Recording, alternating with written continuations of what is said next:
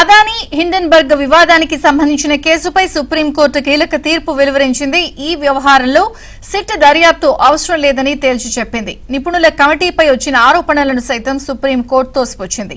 దర్యాప్తును బదిలీ చేయాలి అన్న పిటిషనర్ వాదనల్లో బలం లేదని సుప్రీం ధర్మాసనం తేల్చి చెప్పింది. అదే సమయంలో అదానీ గ్రూప్ పై చేపట్టిన దర్యాప్తును మరో 3 నెలల్లో పూర్తి చేయాలని సెబీకి ఆదేశాలిచ్చింది.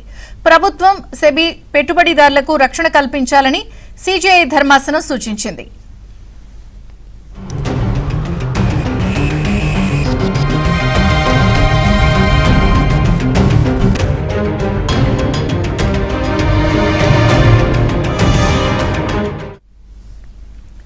స్టాక్ మార్కెట్లో షేర్ విలువ పెంచుకునేందుకు అదానీ కంపెనీ అవకతవకలకు పాల్పడిందని 2023లో హిండెన్బర్గ్ సంస్థ ఇచ్చిన నివేదిక దేశవ్యాప్తంగా తీవ్ర సంచలనం రేపింది.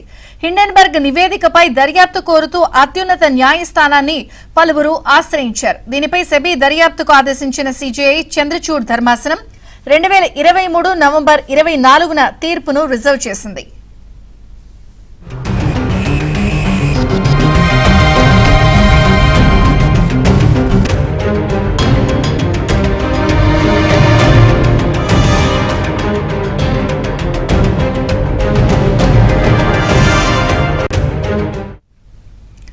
అదానీ హిండెన్బర్గ్ వివాదానికి సంబంధించిన కేసుపై సుప్రీంకోర్టు కీలక తీర్పు వెలువరించింది.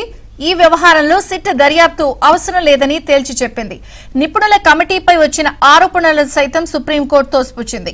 దర్యాప్తును బదిలీ చేయాలి అన్న పిటిషనర్ వాదనల్లో బలం లేదని సుప్రీం ధర్మాసనం తేల్చి చెప్పింది. అదే సమయంలో అదానీ గ్రూప్ పై చేపట్టిన దర్యాప్తును మరో 3 నెలల్లో పూర్తి చేయాలని సెబీకి ఆదేశాలిచ్చింది. ప్రభుత్వం సెబీ పెట్టుబడిదారులకు రక్షణ కల్పించాలని సిజేఐ ధర్మాసనం సూచించింది.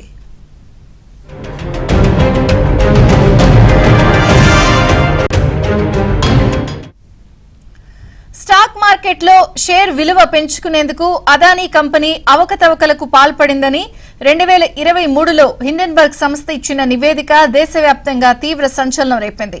హిండెన్బర్గ్ నివేదికపై దర్యాప్తు కోరుతూ అత్యున్నత న్యాయస్థానాన్ని పలువురు ఆశ్రయించారు.